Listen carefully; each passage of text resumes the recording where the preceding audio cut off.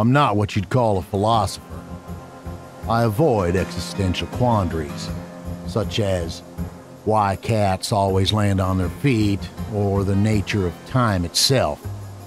I much prefer to keep a close eye on my town, enjoying the propensity towards still and quiet. Thunder and mud! This is a new one. Guess that's just not in the cards for me today. Good thing the townsfolk are already indoors. Time for a quick reconnoiter. Huh? What? Whoa! Ain't quite certain on the hows and whys of what's happening, but I'm clearly just along for the ride here.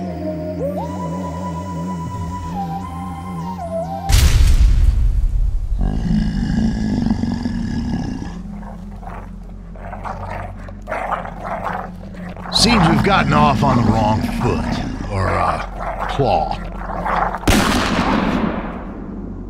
You are now thousands of years in the future. Well, your future, that is. Anyway, the monsters have overrun the whole planet. It's real bad, but you can help me fix it. I have a time machine. I can get you all the best supplies, and you can go back through time to stop these monsters before they ever get a chance to make the world we find ourselves in now. Sounds good, right? Huh. Well, I'm keeping my hat and my gun. So that chatty robot Khan keeps me in bullets and bandages. I travel the timelines and keep the peace. It's not the worst deal, but lately, I've been feeling like the times I'm traveling to are getting, I don't know, brittle? Not sure what all that means, but like I said, I'm no philosopher.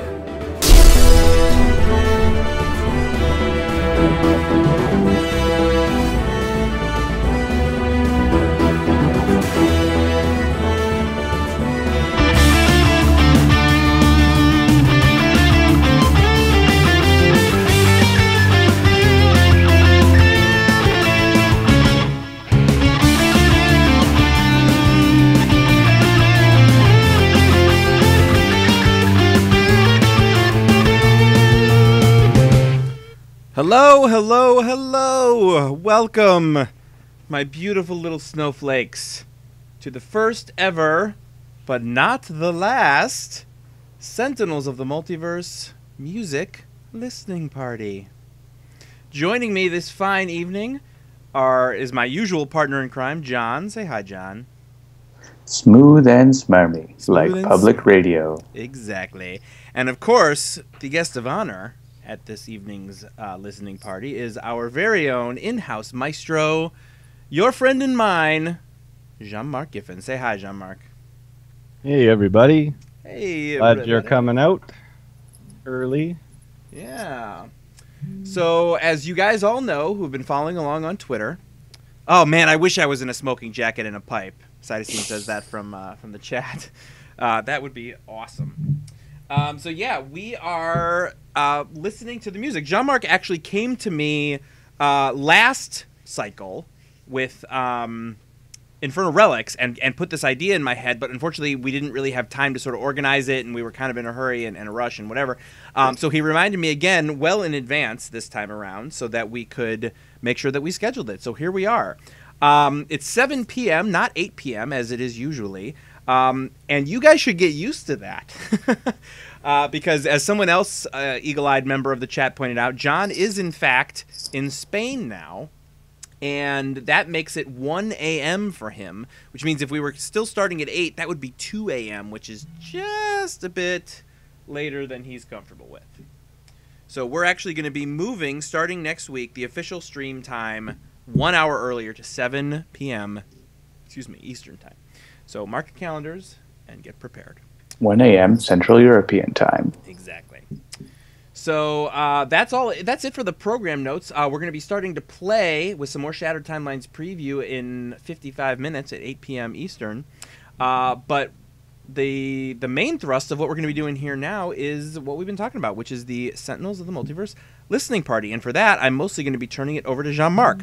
Before we do that, though, real quick, there's somebody asking, are we allowed to ask questions in the chat? You absolutely are, but the format of this is basically going to work out pretty simply. I'm I'm going to kick it to Jean-Marc. He's going to give a couple minutes or a minute or so intro to each song.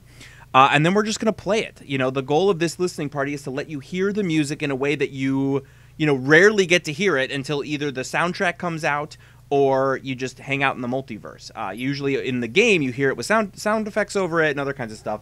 And this way you get a chance to hear it before anybody else. And, we just thought it would be a fun thing to do. So without further ado, Jean-Marc, take it away. Okay. Hey, everybody. I'm just going to give a quick introduction of myself for anyone who hasn't been here before.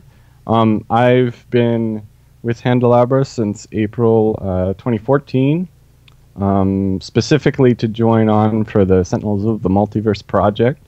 And I've been doing the engine code with John and have been doing the music since the beginning. And so... as Jeremy mentioned, I like the idea of having a listening party before the game was released so that people could get their first chance to listen to it. And glad we're able to get that going this time. In case it's not obvious, I recommend having headphones or speakers for this. If you're listening just through like a laptop or an iPad, you probably won't get the best experience. And we'll also be featuring some visual art that you haven't seen before from Adam and from Jennifer. So I guess this is more of a music and art show as opposed to just listening party. So you're getting the full meal deal here. Yeah, so let me just expound on that real quick. So what you're going to be seeing visually is the artwork as we get it from Adam. So once we put it in the game, it tends to get cropped and moved around a little bit, but we're actually going to be showing off the exact plates as we get them delivered from Greater Than Games, which is something that you almost never get to see. So that's pretty cool. Plus the full environment frames that you usually don't see most of that. Yep.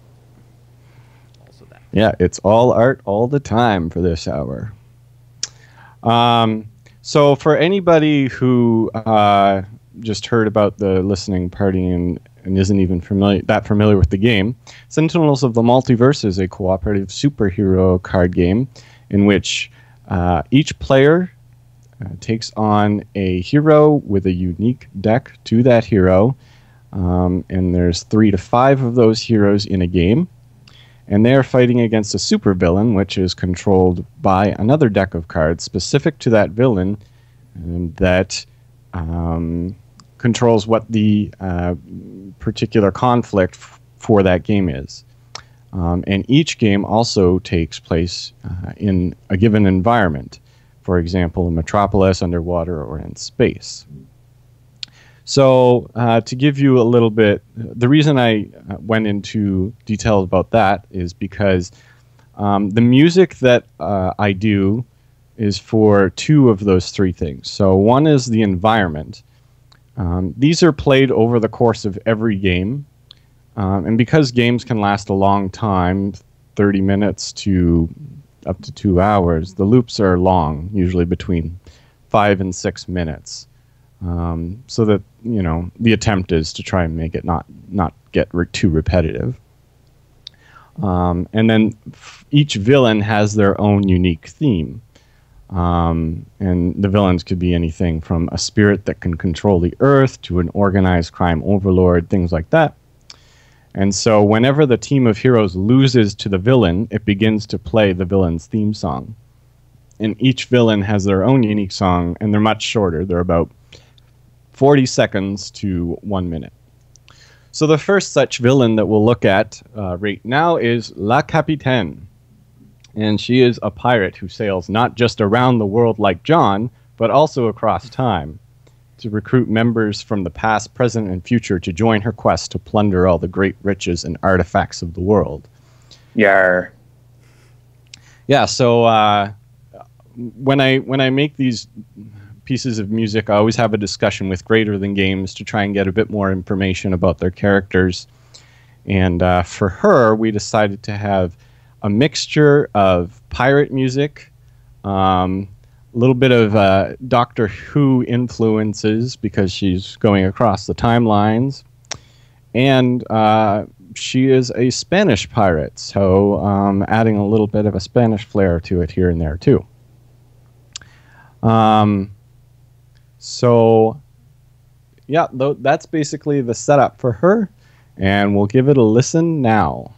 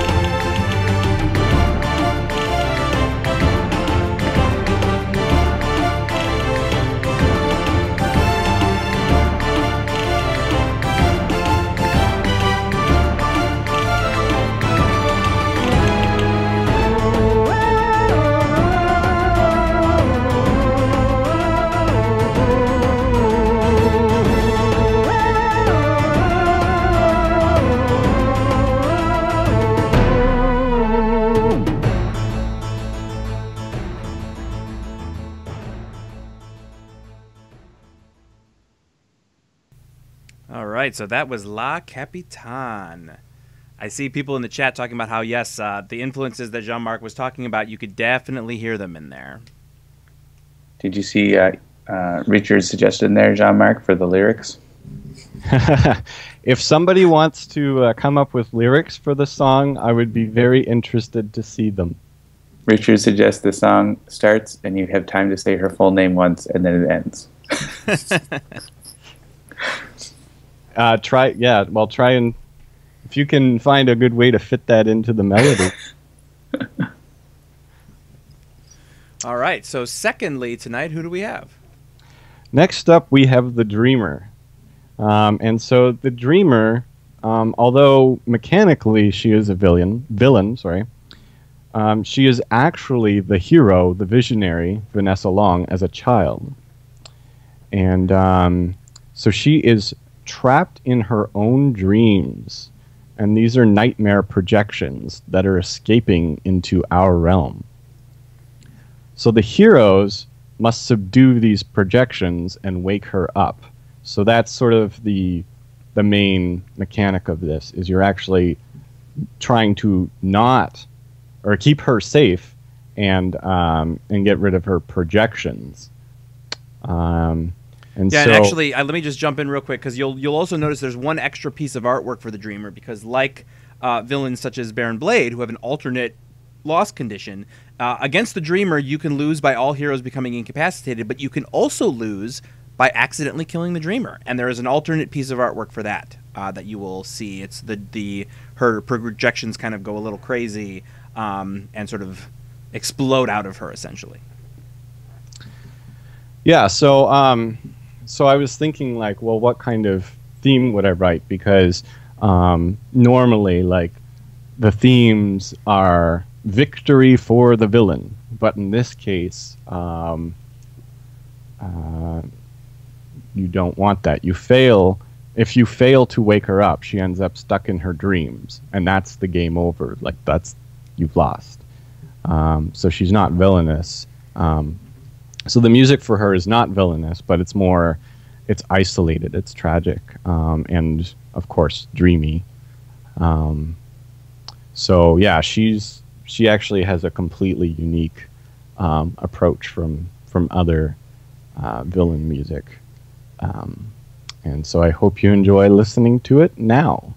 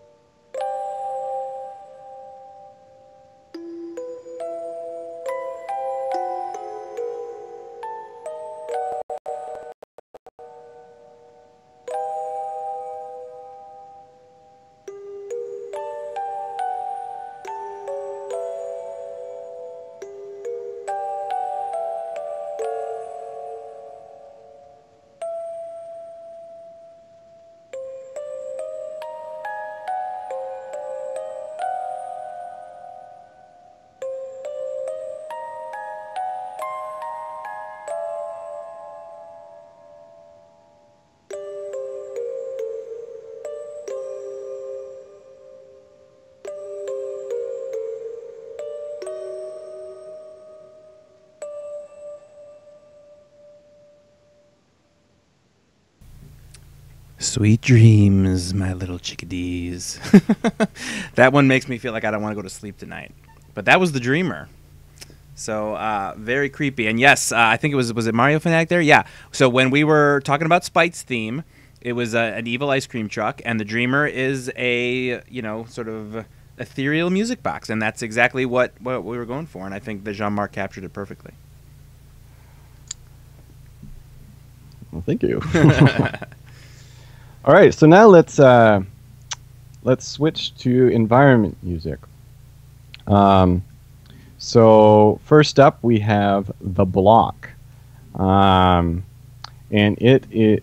so The Block is a building created by Filter, which is an organization that maintains this prison called The Block that is time locked. This prison is specifically for supervillains, as being in a time loop keeps their powers at bay. I won't get into the scientific explanation of that right now. Probably, but you can ask Christopher. Next week on the Science of Comics. So for this one, the art, and especially the inside of it, gave me a very Metal Gear Solid vibe. And I'm talking about the original Metal Gear Solid, the 1998 one. And so I would say that was my main influence for the music for this. And it actually has a little bit of a story told by the music, because there are 3 distinct phases in this piece of music. So at the beginning, the prisoners are under control and things are going normal. Filter knows what they're doing, and and has things at a routine. Towards the middle, the prisoners cause a prison riot, and things are getting out of hand, and they have to subdue them, and the villains are fighting back and whatnot. But then, after that, the villains are brought back under control, and they're put into the cells, and then Filter activates a lockdown in the whole area. And so the music will actually come down quite a bit, as you can kind of hear the guarding going on and sort of the silence after the storm. So let us listen to that now.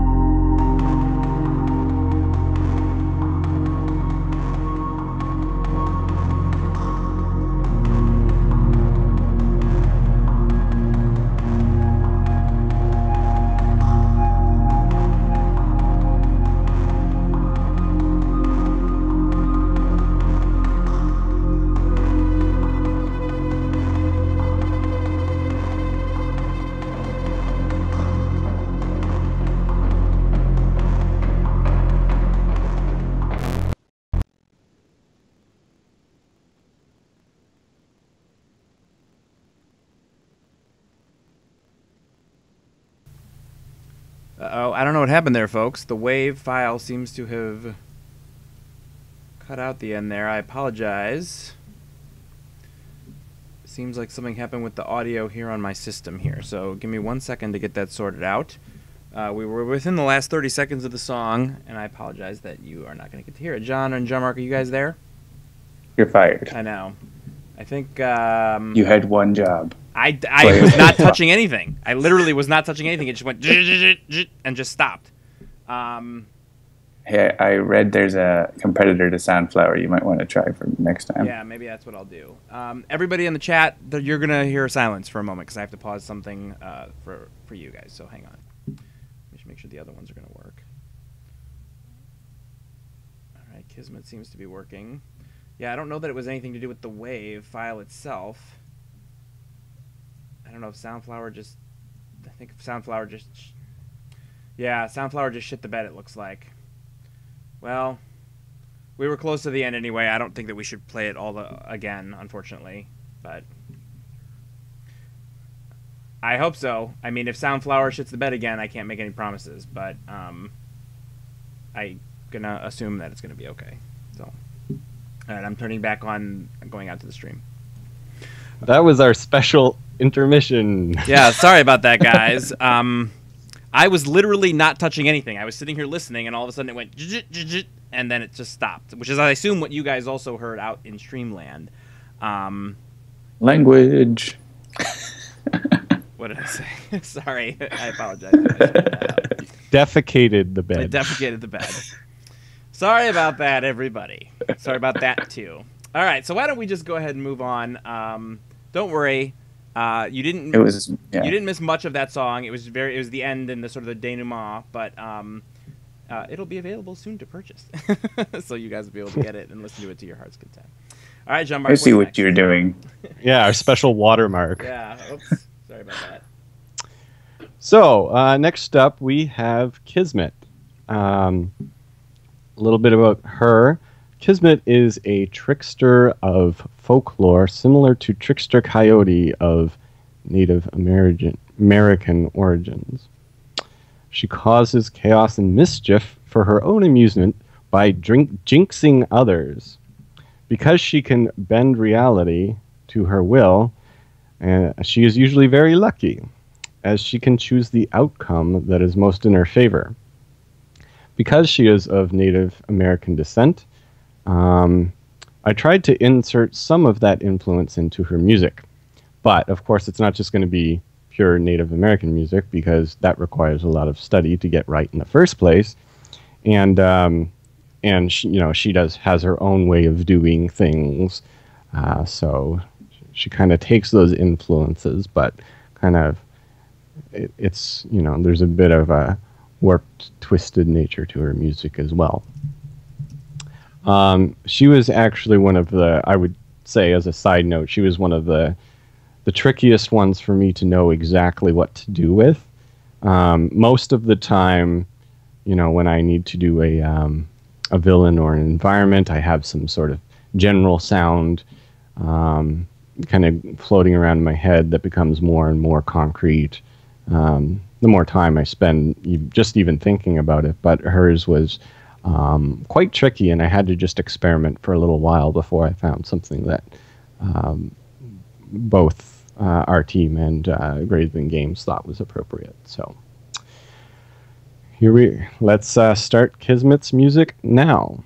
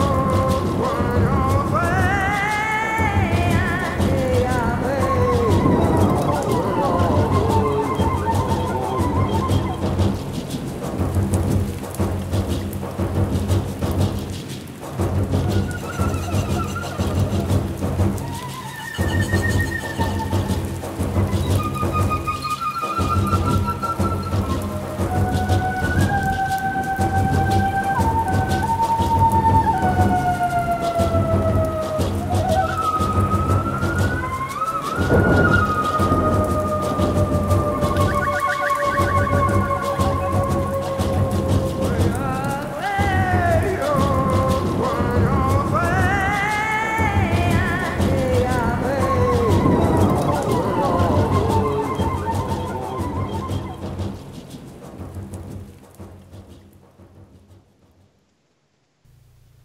right, so that was Kismet, the unsubtle trickster that she is. Yeah, so, who was it? I saw something up in the chat here, but it went, Samwise137. Wow, so much prog rock influence. This was back for the block.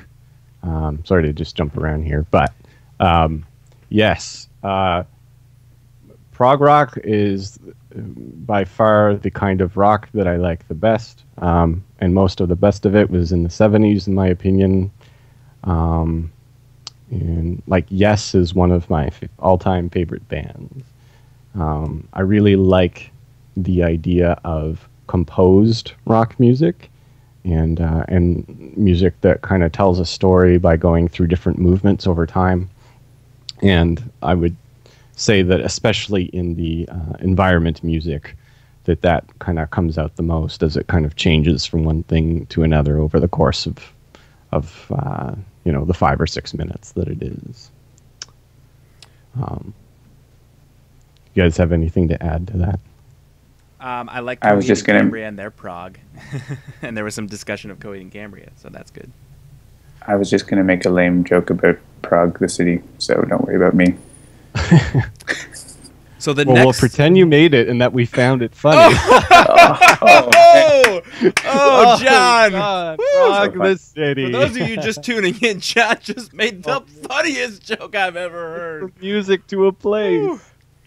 I'm here all Right. week. So the next one that we're going to do here, and I'm sure Jean-Marc has something to say about this, but when he came to me and told me that he was going to be doing it this way, I could not have been happier.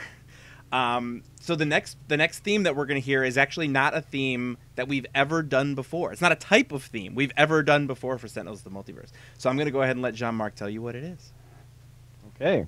So, as many of you who are familiar with the game know, the last villain of this expansion is Iron Legacy. But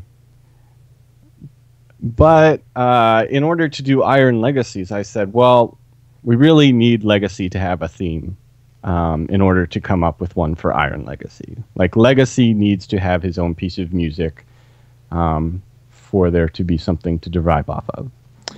So I will briefly introduce Legacy. Most of you know who he is, but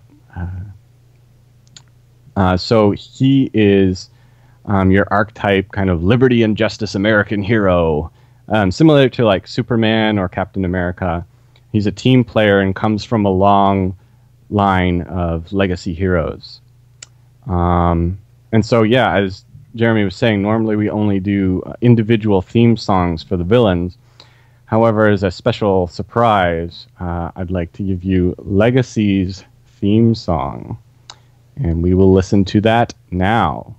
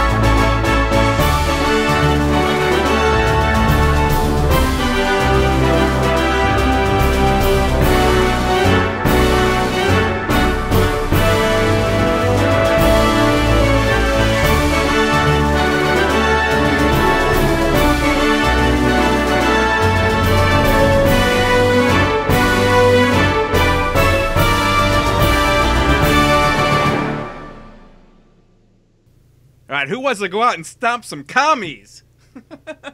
That's how I feel after listening to Legacy's theme. That is just, yeah. And I had to say, the first time I heard this theme, it was just piano. But even then, I was like, oh my god, that is such an amazing piece of music. It really just, it gets you pumped up. It gets you feeling like you want to be a hero. And it's so good. Such a great job, Jean-Marc. Oh, well, thank you.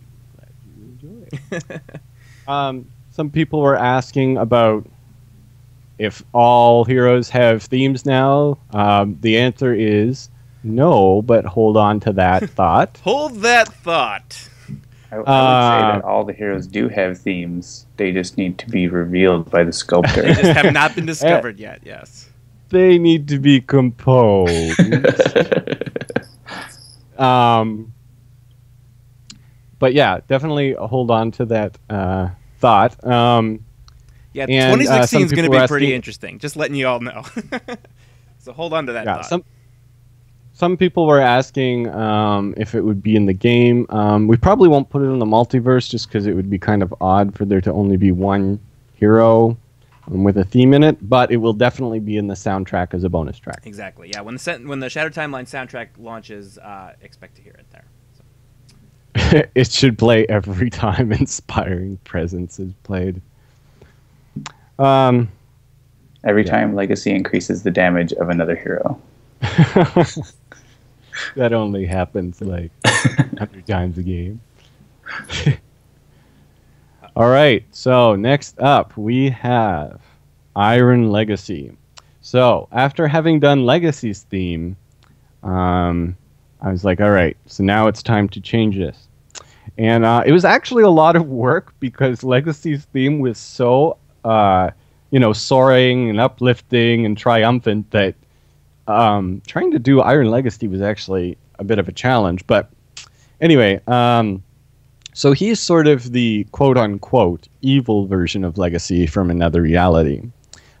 He goes around the multiverse and rules his own sense of justice with an iron fist. There's a story as to how and why this happened that you can read in the multiverse when the expansion's released, and there's some information on the official Sentinels of the Multiverse website.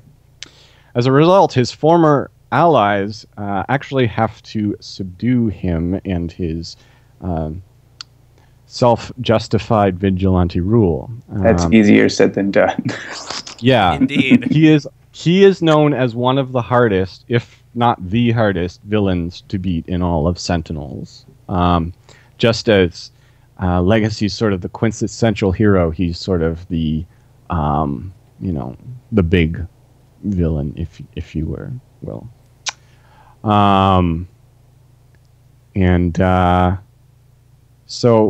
So his theme takes the original Legacy theme, but gives it a decidedly darker and heavier spin. And it took a good number of tries to get it sort of just right. Again, because of what the original source we were working with, it had to be kind of the right mixture of reminding you who he used to be and then displaying how that's gone wrong now with an edge of suppression and tragedy. So it was actually quite a bit of work to tweak it, but this is what we have, and we'll listen to it right now.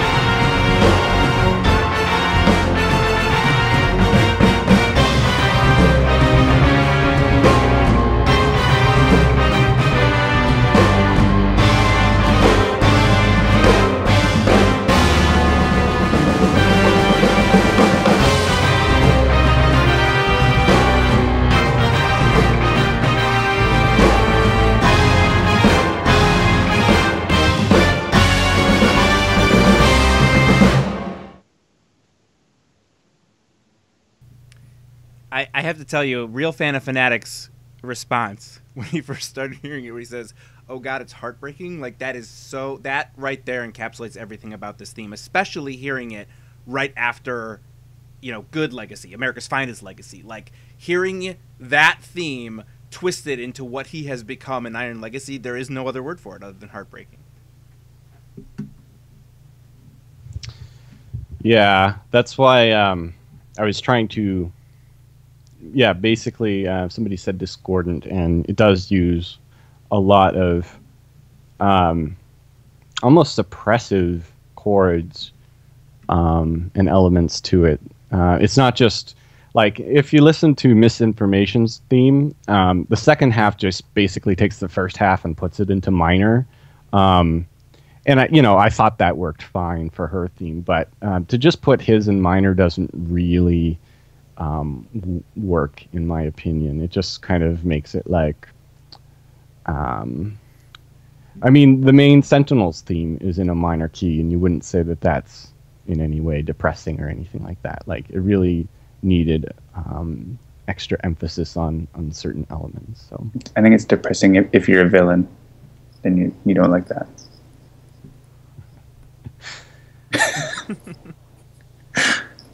All right. So I think, actually, so it's on my clock. It's 8:43, and that's good because we have enough time for the next one. So almost enough time. Almost exactly enough time. So we should get going. So yeah, I'll explain. So the next is Time Cataclysm. And in this environment, portals are opening up all across space and time. So all the previous environments are blending into each other. They're now like dinosaurs in space, cowboys in Metropolis, active towns that are underwater, and all sorts of crazy things are going on. So I thought it would be fun to mix together the music of the previous environments that we've done all into one big song. And I don't mean that one environment song plays and then another one and another one. I actually mean like blending them together. So I'll take elements from one, elements from another, and then take two songs. So there's like 4 major sections, and each section has elements from some, but then a big focus on 2 of them blended together. And I tried to pick ones that were sort of opposite of each other, or that didn't really fit together in any logical way. And so, as I mentioned before, most environment music is 5 to 6 minutes long, but this is the longest one we've done. It's 13.5 minutes long. So I don't think you'll find it repetitive. So, without further ado, sit back and enjoy the Time Cataclysm now.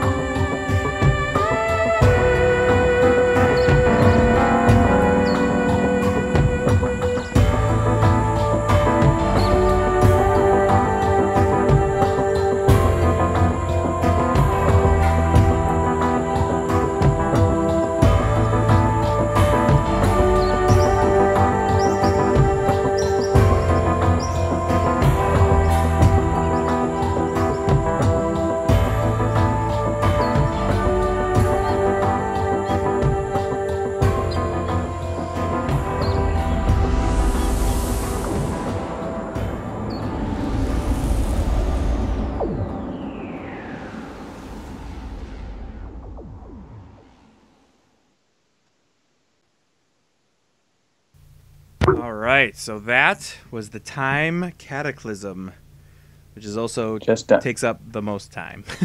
And it was just on time. Just on time. It's 8 o'clock. Welcome everybody to the Sentinels live stream of Sentinels of the Multiverse. Yeah, so we had actually thought we could get this done in a half an hour, which I'm really glad that we rethought that and went for an hour instead, because it turns out that's exactly what we needed. So yes, a round of applause for Jean-Marc, who has once again come up with an amazing menagerie of music to bring the multiverse to life. I know that he's not allowed to talk about, hey, look at what a great musician I am, but I'm his boss, and so I get to say he's awesome.